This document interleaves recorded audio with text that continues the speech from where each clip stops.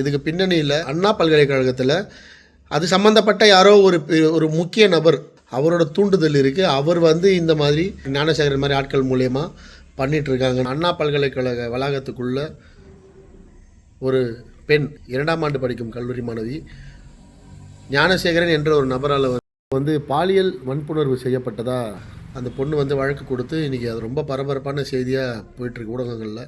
இது நான் ஏன் இப்போ உங்ககிட்ட இதை பற்றி பேச வந்திருக்கேன் அப்படின்னா, என்னோடய படம் கடைசியாக வந்த பகாசுரன் படத்தில் நான் இப்போ என்ன நடந்திருக்கோ அந்த பொண்ணுக்கு அதை அப்படியே நான் காட்சிப்படுத்தியிருந்தேன். படம் வெளியானப்போ அது இவர் கல்லூரிகளுக்கே பெண்களை படிக்க போகக்கூடாது சொல்கிறாரு, பிற்போக்கு தங்கத்தை புகுத்த பார்க்குறாருன்னு இதே ஊடகங்கள் தான் அன்றைக்கி அந்த படத்தை மக்கள்கிட்ட தவறாக பிரச்சாரம் பண்ணாங்க. இன்றைக்கி என்ன நடந்திருக்கு, அந்த படத்தில் சொன்ன அந்த காட்சி அப்படியே நடந்திருக்கு. இந்த பெண் 2ஆம் ஆண்டு படிக்கிற மாணவி ஒரு 4ஆம் ஆண்டு படிக்கிற ஒரு மாணவனோட இவங்க ஹாஸ்டலில் தங்கியிருக்காங்க. இரவு நேரங்களில் இவங்களுக்குள்ள 2 பேருக்குள்ள ஒரு நெருங்கிய நட்பு இல்லைன்னா காதல் அது மாதிரி எதுவும் இருந்திருக்காது. இன்னும் கரெக்டாக தெரியல. நம்ம அந்த பொண்ணை தவறாக சொல்ல முடியாது. ஆனால் ஏதோ ஒரு விஷயம் இருந்திருக்கு. அவங்க ஒரு மறைவான பகுதியில், ஒதுக்குப்புறமான பகுதியில் 2 பேரும் தனிமையில் சந்திச்சிருக்காங்க.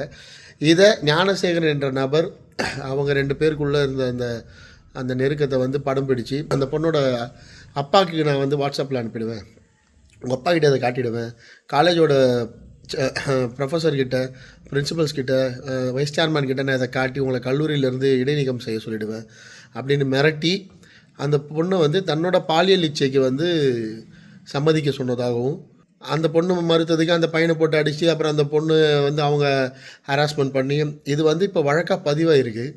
எனக்கு என்ன சந்தேகம்னா, கண்டிப்பாக அந்த ஒரு தனிநபர் ஒரு அண்ணா பல்கலைக்கழகம் மாதிரி ஒரு கேம்பஸ்குள்ளே போய் சுதந்திரமாக இப்படியெல்லாம் பண்ண முடியாது. இதுக்கு பின்னணியில் அண்ணா பல்கலைக்கழகத்தில் அது சம்மந்தப்பட்ட யாரோ ஒரு முக்கிய நபர், அவர் யாராக வேணா இருக்கலாம், எந்த உயர் பதவியில் இருக்கலாம், இல்லைனா ரொம்ப சாதாரண பதவியில் இருக்கலாம். நாங்கள் படத்தில் அதை ஒரு வார்டனாக காட்டியிருப்பேன், ஒரு ப்ரொஃபஸராக காட்டியிருப்பேன், வைஸ் சான்சலராகவே காட்டியிருப்பேன். அந்த மாதிரி இந்த வழக்குலேயும் யாரோ ஒரு முக்கியமான நபர் அவரோட தூண்டுதல் இருக்குது. அவர் இந்த மாதிரி நிறைய விஷயங்கள் தொடர்ந்து இந்த மாதிரி ஞானசேகரன் மாதிரி ஆட்கள் மூலயமா பண்ணிகிட்ருக்காங்கன்றது என்னோடய சந்தேகம். ஸோ காவல்துறையினர் ரொம்ப தீவிரமாக அந்த ஞானசேகரனை விசாரித்து இதுக்கு பின்னணியில் இருக்கிறவங்களையும் வெளியே வெளிச்சம் போட்டு காட்டணும்.